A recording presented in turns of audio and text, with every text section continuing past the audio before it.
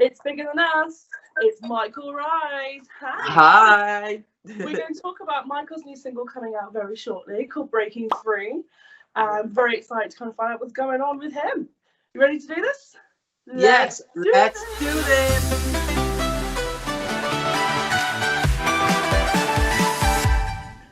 Okay, Michael, how you doing? How's life? Yeah, I'm really good. It's very busy. Ever since this coronavirus has happened, I feel like it's got even busier actually. But yeah, it's a lot of Skype sessions and writing, so it's been really good. Oh, good. I'm glad to keep him busy. Yes. I mean, we know you're busy because this is like your second single in not so long, and after Think of Me and now onto Breaking Free. Yeah. Exciting times. It really is. I've been like dying to just put music out there, and it's finally nice to start like see everything moving and getting the music out. So yeah, I'm excited. Yeah, exciting. Do you want to tell us a little bit about Breaking Free? Because I've listened to the track and it's so different to Think of Me. It's a completely different sound. I'm right here where I'm supposed to be. I'm breaking free. I'm breaking free, yeah. Let this see. You know, you've got the falsetto on there. It's much slower and kind of like, yeah. Do you want to tell us about the meaning of it, what it means to you? Yeah, so Breaking Free, I wrote this song on Christmas Eve in Holland. And yeah, this song was just, we all just sat in the studio and we thought like, it was like Christmas Eve, we thought we need like a song on the album that's going to be just this uplifting song that just means something. And the meaning behind it is just like not letting society, like the way that society kind of makes you be kind of. And just breaking away from that mould that people expect it to be, because like there's a lot of pressure, like there was a lot of pressure on me like through Eurovision and all together now, and finally I feel like this is me, this is my sound, and I'm ready to show the world what Michael Wright has got to offer. So this is just that kind of song. Yeah, I was wondering if it was kind of like something to do with Breaking Free from the TV shows you've done. Is it kind of, is that a large focus of it, kind of moving on after everything, after the big events and things? Yeah, definitely. I think because people know me from doing like the X Factor and All Together now and the Eurovision, now it's time to show them what Michael Wright is and finally finding my own lane in the music industry. So yeah, I'm so excited. It's gonna be so good. Have you been involved in the writing process? Yeah, definitely. So I've been very hands-on. Yeah, so I've been like very hands-on with the process, and we sit in the studio and we like, depending on like what I might think one day, or like I might feel emotional or I might feel happy, and I'll be like, I want to write a song about this and that. And this incredible team around me just bring it to life, bring the vision to life, and it's just amazing to see a song go from something that just started really little in my mind and then seeing it like with full production. Yeah. When listening to Breaking Free, I think it can have quite like several different connotations, and people can possibly apply it to their own kind of struggles or things that have happened to them in the way that they're then coming forward and being brave, taking the next step. Yeah, exactly. What you wanted to do so that it can be applicable to people going through different things? Yes, definitely. I think especially with what's going on in the world right now, with like obviously the coronavirus and the Black Lives Matter movement, I think this is just the perfect song to release right now, and I just hope this song resonates with everyone because it's such an emotional song and it's got a really good meaning and story behind it. Yeah, it's absolutely stunning. I mean, it's very, it sounds quite raw. I think like you're really putting your heart and soul into it, especially like because vocally I've not really heard you do anything like that, like go into that falsetto. Yeah. That's something that you personally want to include, like a different vocal than what we necessarily know you for typically, because you know when I think of you I think of obviously Bigger Than Us and Hail Mary, you know. Was it purposely something different vocally? 100%. I think it's best to have a different variety and a different range of songs, and people have heard Bigger Than Us and now they've heard Somebody and they've heard Think of Me, and now they're going to hear something a little bit more raw and like just original and authentic. And that's definitely something I want to show across, especially with the falsetto notes and things that I've never really shown my voice could do. So yeah. Oh, amazing. I mean, who have you worked with on the song? Kind of, once you've written it and things, like, is it the same team behind Think of Me? Is it what team have you got going on? Yeah, so this is a total different team. So right now, I have my Sweden team where my management is, and then I also have a team in the Netherlands and Holland. So we're just all working together as a big group to get all the songs ready. So I wrote this song with Tamta's Songwriters, Marcia and Roel. Oh wow, yeah.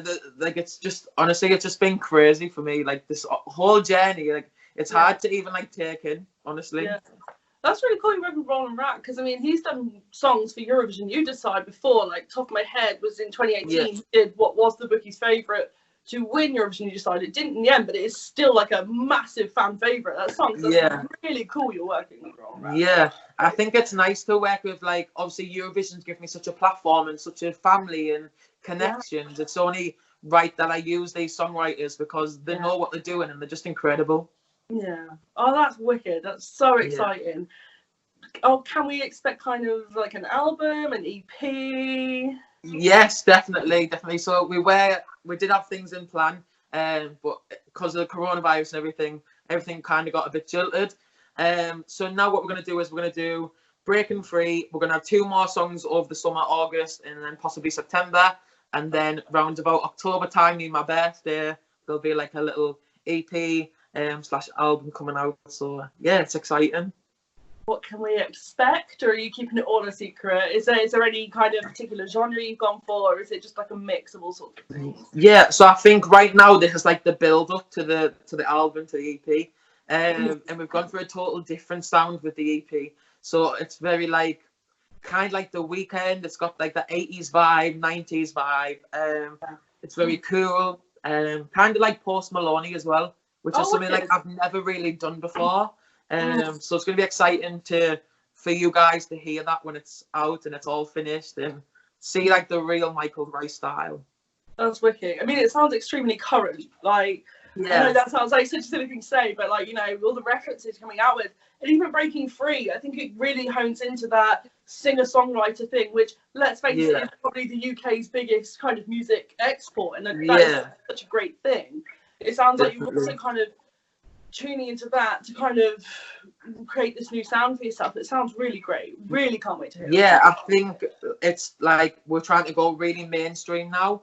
And get away from like the songs people have already heard of me, and really put me at the forefront. And I think this new sound's kind of got like Breaking Free. It's got like that Sam Smith gospel kind of feel to it. But yeah, honestly, it's going to be so good. It's going to be good. It was really good to hear the gospel on it again as well, because obviously in Big Enough, you've got that kind of sound in the background where your backing vocals. It was really cool to hear it in a totally different way with what you've done. Yeah, definitely. Yeah, it was really great. So you joined us for the Weebie Jam from home. You did 2 amazing performances for us. We were so grateful for that. Of course, you did Big Enough, and you also did Think of Me with Breaking Free. So we're expecting to see a live performance. Yeah. Yes. Yeah. So right now on YouTube and across social media, there is a live version of Breaking Free, and also 2 new covers which I performed at in a beautiful church with some amazing backing singers and pianists.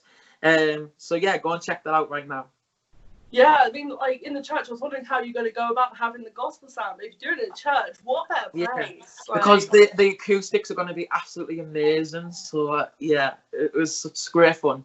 Yeah, absolutely awesome. Can't wait. So kind of moving on to the absolute chaos of 2020. Of course, you were lucky that you were in Eurovision last year. It was all normal. Yeah. James Newman. So I know.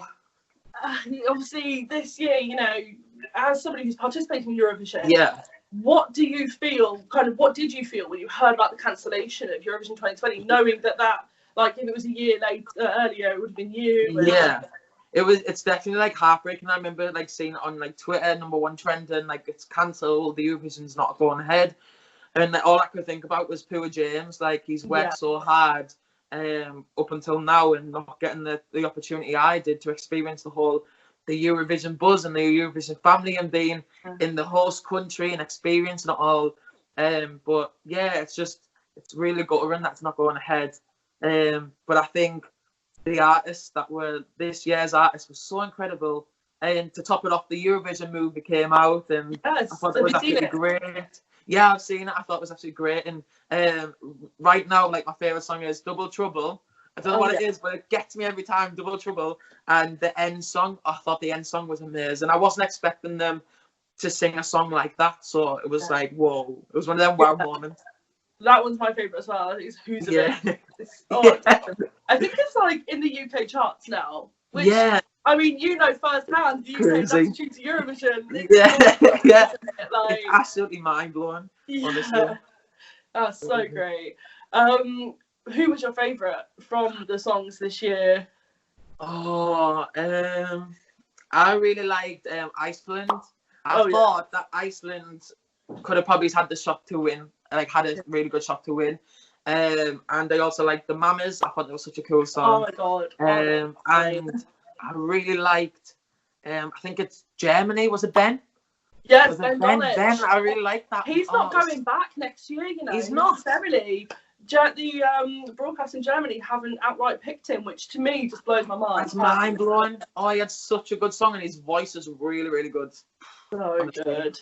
Didn't you like Ulrika as well? I remember a conversation previously. Yeah. Attention. That's such like a big ballad, and she's got an absolute unreal voice. So I thought she would have like absolutely killed it on that stage, because like every performance I've seen her do, she's just so good live. Like it sounds like the recording. So yeah, completely flawless vocal. Yeah. Well, the BBC haven't announced yet. They're actually, a lot of broadcasters have announced what they're doing next year. The BBC haven't piped up about James Newman yet. Yeah. Fingers crossed James does get to go next year, because it would be terribly sad if not. But if he does, what kind of thing do you want to hear from him next year? Yeah, I thought he had like a really good song, like My Last Breath was really good. And I know he writes so many like bangers for other people. Rudimental. And exactly, I'd love to hear his voice. Like, do you know his brother John? Like, he does all them like dance records, and I think James's voice would sound really cool and count on a dance record like that. So I'd definitely like to see something like that for him. Yeah, definitely. And it'd be something new for the UK as well, to absolutely bring an absolute bop to the stage. And his voice is so like raspy, it just sounds incredible. It really would. That would be really cool. Yeah. Right. Well, it's been an absolute pleasure. We are so excited that Breaking Free is out. Thank you so much. We're just going to stream it on all platforms, Michael. Yes, stream it. Oh, thanks. I know. Stay amazing, and thank you so much. Thank you for having me. Thank you. Bye.